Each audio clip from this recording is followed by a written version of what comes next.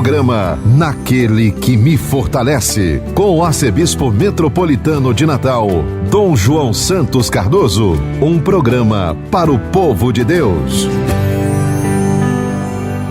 Filho amado, vocacionado ao pastoreio, foste chamado.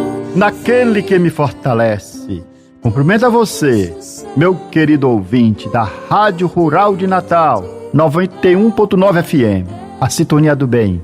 E a você, que nos acompanha através das demais emissoras de rádio que retransmite o nosso programa.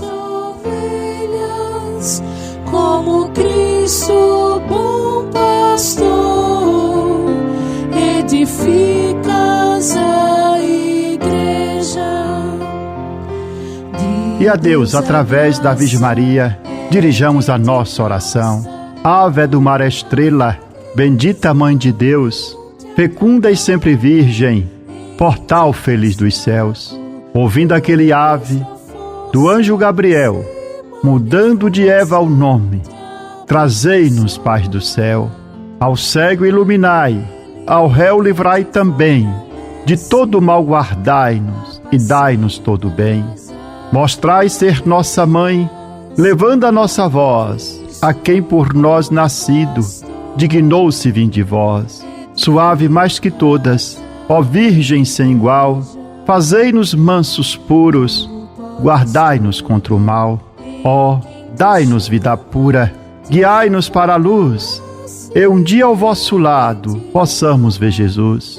Louvor a Deus, ó Pai, e ao Filho sumo bem, com seu divino Espírito, agora e sempre. Amém. Oremos. Ó Deus Todo-Poderoso, pela intercessão de Maria, nossa Mãe, socorrei os fiéis que se alegram com a sua proteção, livrando-os de todo mal neste mundo e dando-lhes a alegria do céu. Por nosso Senhor Jesus Cristo, vosso Filho, na unidade do Espírito Santo.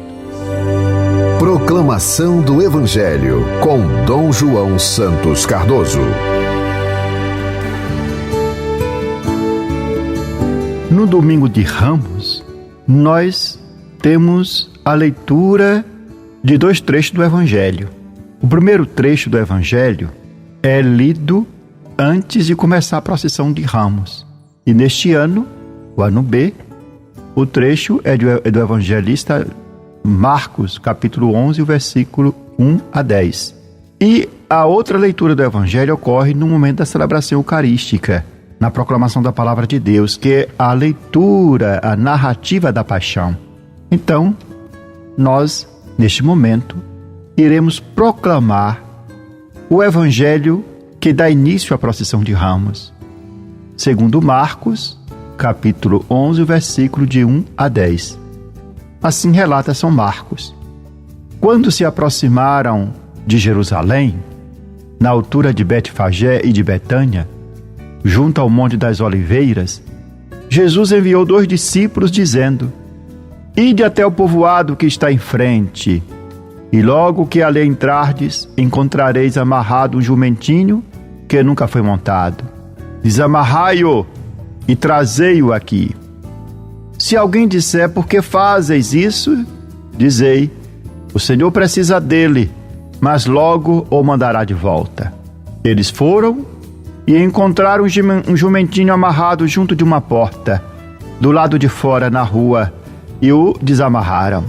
Alguns dos que estavam ali disseram: o que estás fazendo, desamarrando este jumentinho? Os discípulos responderam como Jesus havia dito, e eles permitiram. Levaram então o jumentinho a Jesus, colocaram sobre ele seus mantos, e Jesus montou. Muitos estenderam seus mantos pelo caminho, outros espalharam ramos que haviam apanhado nos campos. Os que iam na frente e os que vinham atrás gritavam: Hosana, bendito que vem em nome do Senhor, bendito seja o reino que vem, o reino de nosso pai Davi, Hosana no mais alto dos céus. Palavra da salvação, glória a vós, Senhor.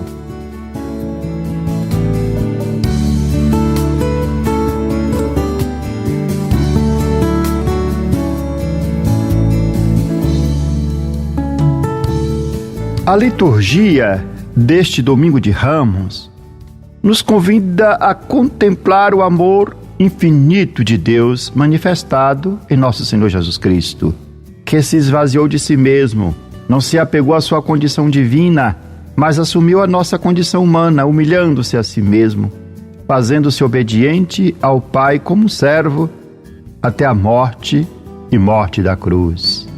No centro da liturgia do Domingo de Ramos está a cruz de Jesus, que é a expressão da sua total doação de vida por amor a nós.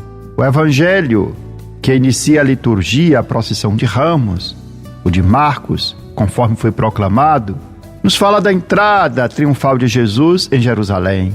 Às portas de Jerusalém, quando Jesus chega montado no jumento, o animal era símbolo da realeza davídica. Explode espontaneamente entre os peregrinos a certeza de que Jesus é o filho de Davi. A multidão celebra a entrada do Senhor. Reconhece nele a realização das profecias e por isso o saúdam com a aclamação messiânica. Hosana, bendito que vem em nome do Senhor. Bendito seja o seu reino que vem, o reino de nosso pai Davi. Hosana no mais alto dos céus. Jesus entra triunfalmente em Jerusalém e é aclamado pela multidão. Esta aclamação festiva, transmitida pelos 4 evangelistas, é um hino de exultação e exprime a convicção unânime de que em Jesus Deus visitou seu povo e que finalmente chegou o Messias esperado com grande expectativa. As pessoas que recepcionaram Jesus em Jerusalém, com as palmas nas mãos, estenderam seus mantos pelos caminhos, viram nele o Messias, o Salvador prometido, reconhecendo-o como aquele que vem em nome do Senhor, que vem em nome de Deus, que torna Deus presente no meio do seu povo. E este brado de esperança, hosana, que assim entoaram os filhos de Israel durante o ingresso de Jesus em Jerusalém, tornou-se na igreja a aclamação, aquele que na Eucaristia vem ao encontro de nossa pobre humanidade. Com o hosana, nós saudamos aquele que em carne e sangue trouxe a glória de Deus à terra. Nós saudamos aquele que na Eucaristia vem sempre de novo, em nome do Senhor, que nos alimenta com o pão do céu e que nos eleva até Deus. Mas que pensava realmente em seus corações aqueles que aclamaram Cristo como Rei de Israel? Certamente tinham sua própria concepção do Messias e de como ele devia agir. Pensavam que fosse o rei prometido pelos profetas, o rei dos judeus, há muito tempo esperado. A expectativa da maioria da multidão é que ele era o Messias, um rei forte, um rei dominador, que fosse então ocupar o trono de Herodes e restabelecer o esplendor da monarquia davídica. Não foi por acaso que a multidão em Jerusalém, poucos dias depois de ter aclamado Jesus com hosanas e tê-lo acolhido como rei, grita diante de Pilatos: crucifica-o!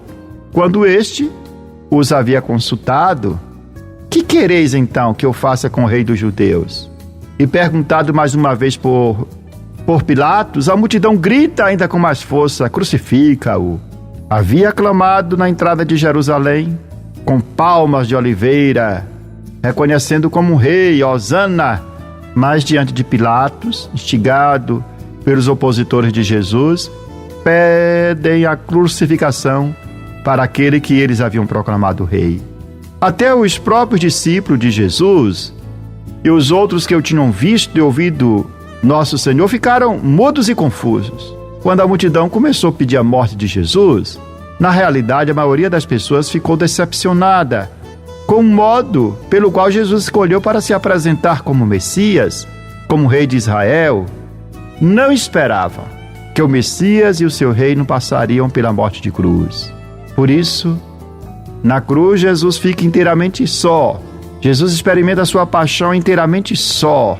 A angústia e o pavor de Jesus diante da morte, o seu lamento pela solidão e pelo abandono, tornam-no muito humano, torna nosso Senhor muito humano.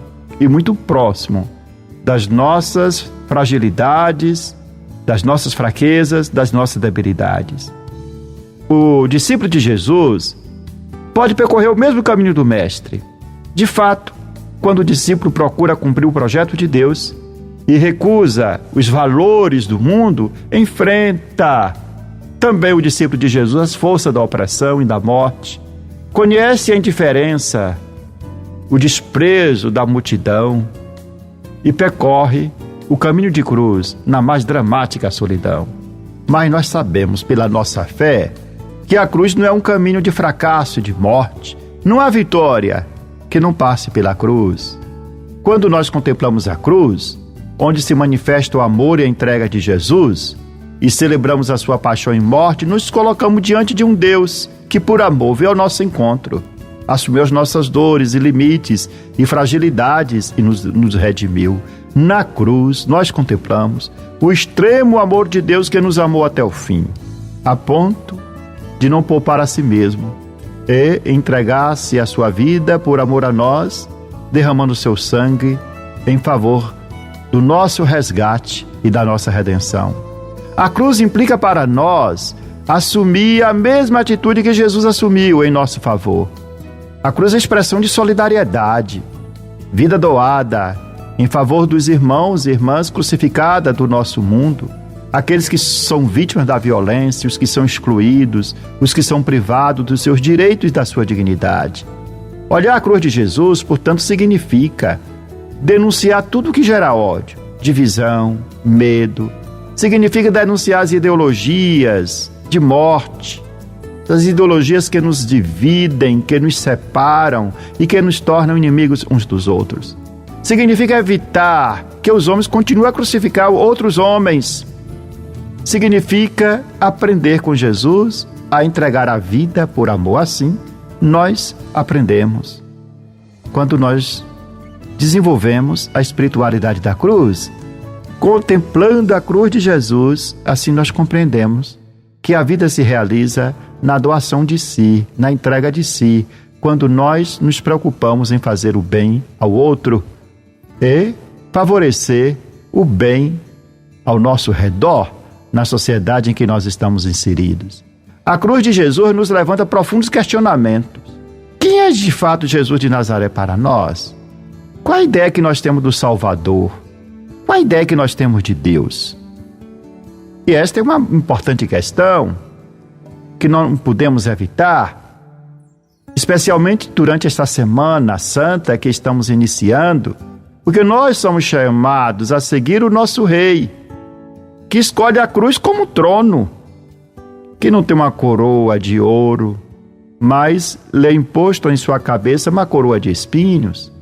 Nós somos chamados a seguir o Messias, que não nos garante uma felicidade neste mundo, uma felicidade fácil, mas a felicidade eterna no céu, a realização plena das bem-aventuranças de Deus. Mas enquanto estivermos neste mundo, havemos de atravessar o caminho da cruz. Mas o caminho da cruz não é somente frustração, pelo contrário, é realização. Já havia dito o nosso Senhor que o grão de trigo, se permanece grão, não encontra a sua potencialidade. Se o grão não morrer, não for lançado à terra e não morrer, não produz frutos. Assim também a nossa vida, se não for doada, se não passar pela cruz, não encontra a sua razão de ser, o significado por que nós estamos neste mundo. Por isso devemos nos perguntar: quais são as nossas reais expectativas quando celebramos a Páscoa do Senhor? Quais são os desejos mais profundos que nos animam a celebrar o Domingo dos Ramos e iniciar a Semana Santa? Irmãos, estamos, portanto, iniciando a nossa Semana Santa, e a meditação da cruz do Senhor nos ajuda a viver o sentido sagrado desta semana. Assim que o nosso Senhor, que não existindo na sua condição divina, não fez do ser igual a Deus uma usurpação, mas esvaziou a si mesmo, assumindo a condição de escravo, tornando-se semelhante aos homens, e na sua condição humana humilhou-se a si mesmo, fazendo-se obediente até a morte de cruz. Que Ele também assim nos inspire a viver a obediência a Deus e na doação da nossa vida expressar o significado da cruz redentora de Cristo, a qual nós associamos no nosso dia a dia. Filhos dos hebreus com ramos de palmeira correram ao encontro de Jesus nosso Senhor, cantando e gritando, Hosana Salvador, cantando e gritando, Hosana Salvador. O mundo e tudo que tem nele é de Deus, a terra e os que aí vivem todos seus.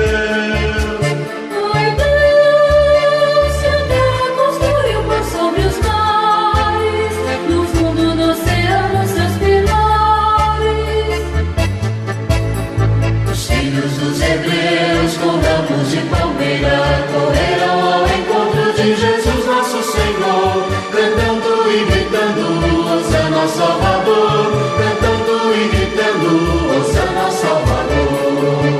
Quem vai morar no templo de sua cidade, quem pensa em viver longe das verdades, Pois Deus, o Salvador, o abençoará, o julgamento o defenderá. Os filhos dos hebreus com ramos de palmeira correram ao encontro de Jesus nosso Senhor, cantando e gritando, Hosana Salvador, cantando e gritando, Hosana Salvador. Você está ouvindo Naquele que me fortalece, com Dom João Santos Cardoso. Palavra que evangeliza.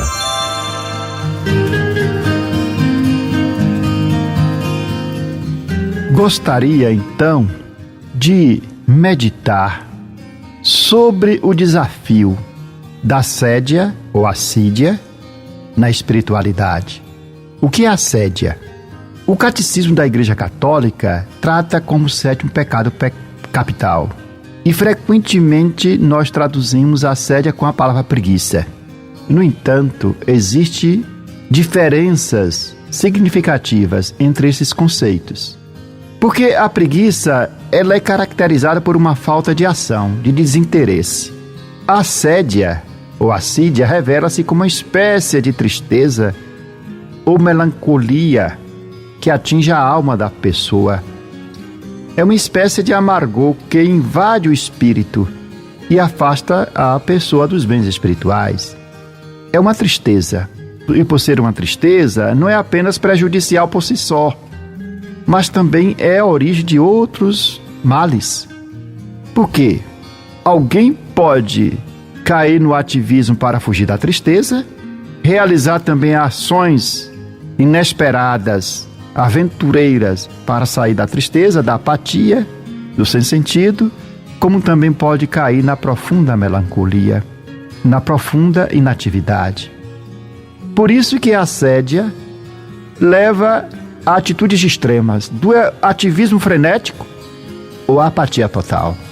Através do ativismo excessivo, o que faz a pessoa? Ela tenta fugir do vazio interno, do vazio existencial, ocupando-se de forma incessante. E através da apatia, daquela indiferença, daquele desânimo, o indivíduo chega a um estado de paralisia total, onde a inação, que quem vê de fora fala é preguiçoso fulano, resulta em um profundo desânimo e confunde-se muitas vezes com a depressão. E esta dualidade evidencia como a assédia está intrinsecamente ligado tanto à preguiça quanto a um tipo peculiar de ansiedade, configurando-se não só como um vício capital. O vício capital está relacionado à espiritualidade. O vício capital é uma questão espiritual, mas também se torna um mal-estar psíquico e emocional que se aproxima da depressão. E enquanto mal-estar psíquico e emocional, é claro que a pessoa, para se curar da depressão, vai necessitar de cuidados clínicos, ou pelo menos saber conviver com a depressão. Em uma época como a nossa, em que nós somos constantemente marcados pelo desencanto, o vício capital da assédia emerge como um mal-estar silencioso, mais profundo, que atinge muitas pessoas, muitos cristãos na sua espiritualidade, e que impede o cristão, o discípulo de Jesus, há uma vivência plena da espiritualidade, encontrando alegria justamente na sua relação com Deus.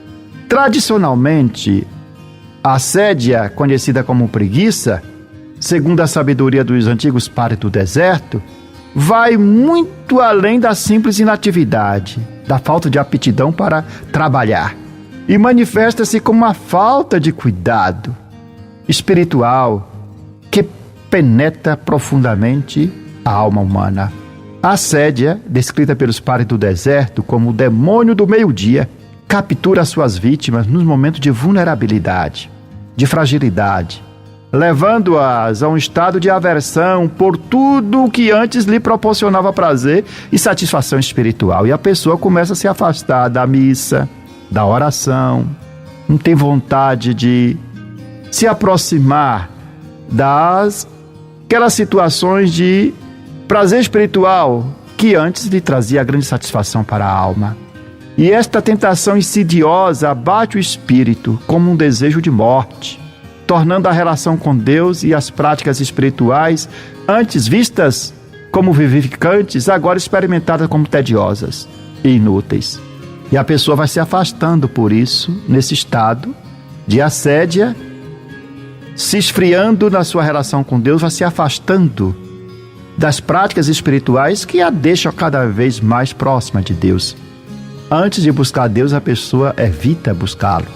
Em sua essência, a assédio é uma crise de sentido, em que a vida e a fé perdem seu sabor e propósito, arrastando o indivíduo para um abismo de desespero e apatia.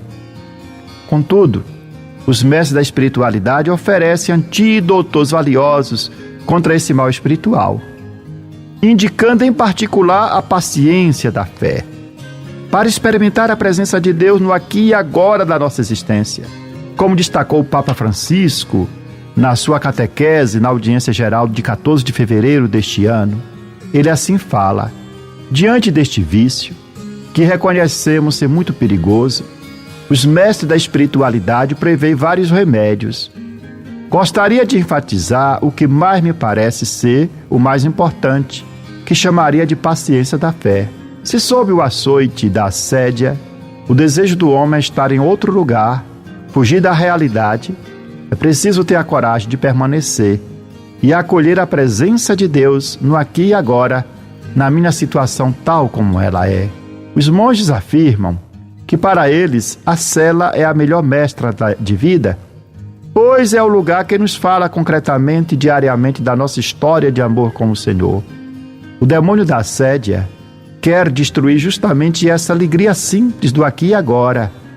O temor grato pela realidade quer fazer-nos acreditar que tudo é vão, que nada tem sentido, que não vale a pena preocupar-nos com nada e com ninguém.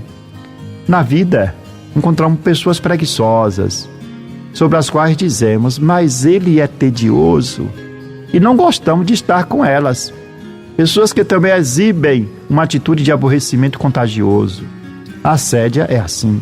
Por isso, queridos irmãos, você que está agora me ouvindo, nós devemos prestar atenção para esse vício capital da assédia, porque é um vício que nos priva de cultivar as coisas simples, aquilo que nos agradavam. E então buscamos, em vez de buscar Deus, nos afastamos dele. O Papa Francisco, no Evangelho Gáudio, nos convoca a dizer não à assédia egoísta, incentivando-nos a redescobrir a alegria do Evangelho, que tem o poder de iluminar os recantos mais escuros da nossa alma. O Papa Francisco nos alerta sobre a assédia pastoral. O que é a assédia pastoral? Ela se manifesta tanto no ativismo desenfreado, quando o evangelizador entra no ativismo desenfreado, ou também quanto na inação, quando o evangelizador perde o encanto de evangelizar. E ambos, tanto o ativismo quanto a inação, são originados da mesma raiz de desesperança e desilusão. Para combater a assédia é necessário reavivar a chama da fé, esperando pacientemente pela ação revigorante do Espírito. E a luta contra a assédio exige uma dedicação nos momentos de maior vulnerabilidade, mas também perseverança e uma confiança inabalável em nosso Senhor Jesus Cristo, porque Ele jamais nos abandona. É um mundo frequentemente focado no imediato, nos resultados imediatos. E nós temos pressa de alcançar resultados imediatamente, não sabemos esperar. E num mundo que é focado no superficial, torna-se necessário sair da superfície para mergulhar na profundidade do nosso ser, a fim de aí encontrarmos nós com o mistério de Deus, esse mistério que está presente em nossa alma, e enfrentar esse demônio do desânimo, da assédia, o demônio do meio-dia, e que vai exigir de nós uma espiritualidade consolidada, na qual cada passo, por mais modesto que seja, que nós realizamos é importante para restaurar o tecido da nossa relação com Deus e com a vida. Em resumo, a batalha contra a assédia, contra esse sétimo vício capital, que comumente as pessoas chamam de preguiça, é uma luta pela esperança, uma luta pela alegria e pelo sentido profundo da existência. E superar a assédia não significa apenas afastar um perigo espiritual, mas abrir-se completamente à alegria que brota das coisas mais simples do nosso cotidiano e nos liga a Deus. É um convite, portanto, para reacender a chama da paixão e do amor em relação a Deus. Só assim podemos, nesse convite, superar a assédia e nos enriquecer com uma alegria plena e autêntica que ilumina cada passo do nosso caminho.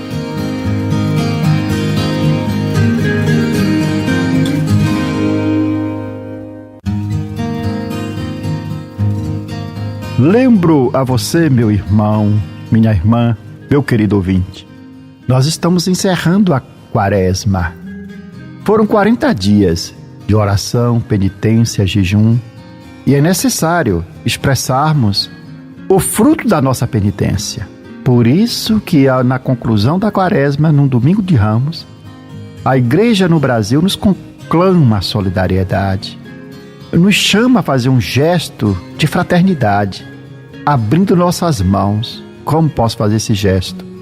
O que eu reservei durante os meus exercícios quaresmais, o resultado, inclusive, do meu próprio jejum, então aquela oferta econômica, a oferta em dinheiro, eu devolvo à igreja, seja na missa do Domingo de Ramos, ou seja também nas secretarias paroquiais. Para quê? Com essa oferta, a nossa diocese apoia os projetos sociais. Com essa oferta, a nossa diocese realiza a sua obra de caridade, as suas obras de misericórdia. E nós temos vários programas sociais na arquidiocese que necessita do apoio. E uma parte dessa oferta nós enviamos para ser gerenciada pela igreja no Brasil, através da CNBB, a fim de ajudar outras igrejas e outros irmãos nossos e outras iniciativas de ajuda às pessoas nas suas situações de pobreza e vulnerabilidade, em busca da sua promoção humana. Por isso, seja generoso, participe da oferta, da coleta, da solidariedade, que é realizado neste Domingo de Ramos. Faça sua contribuição. Nosso Senhor fala que a mão direita não pode ver o que faz a esquerda, ou a esquerda não pode ver o que faz a direita. Assim nós somos chamados a fazer a nossa obra de misericórdia, a ajudar. E não devemos entrar naquela visão de quem não deseja ajudar aqueles que necessitam. Você tem um encontro marcado toda semana com o programa Naquele que me Fortalece, com o arcebispo de Natal, Dom João Cardoso. É o momento para ouvir a mensagem do nosso pastor. Contamos com a sua audiência. Aquele que me fortalece, ó irmãos, por Cristo a missão acontece. Aquele que me fortalece é o Senhor. Aquele que me fortalece é o Senhor. Aquele que me fortalece, ó irmãos, por Cristo a missão acontece. Naquele que me fortalece, assim concluímos esse nosso programa com esta oração, que devemos recitá-la todos os dias. Meu Deus, dai-me sempre a alegria de viver. Dai-me força para superar qualquer obstáculo. Não permita que eu me sinta fracassado. Erguei-me quando estiver abatido, libertai-me quando estiver oprimido, sustentai-me, para que eu não caia em nenhuma tribulação, que não falhe jamais minha fé em vós, no meio da tempestade, quando tudo parece perdido. Minha fé esteja sempre ligada a vós. Senhor, meu coração confia em vós, porque sois fiel a mim e em todos os momentos. Amém.